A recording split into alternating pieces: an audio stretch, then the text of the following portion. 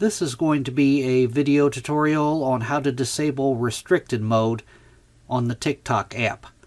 I will be using an iPhone SE for this, but the steps should be very similar on other devices. Let me jump over to my phone here. Okay, I got my phone opened up now and I'm on the TikTok app. To turn off restricted mode, what you want to do is tap on your profile icon in the lower right hand corner. Then you will tap on the 3-bar hamburger menu in the upper right hand corner. Then you will tap on Settings and Privacy.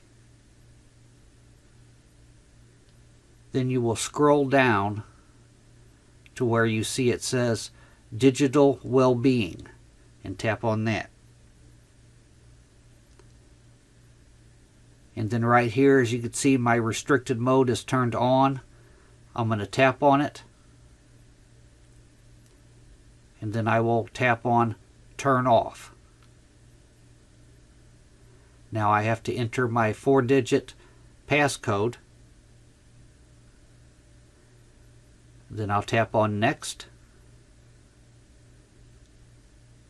And now, as you can see, restricted mode has been turned off. That is how you turn off restricted mode on the TikTok app. Thanks for watching.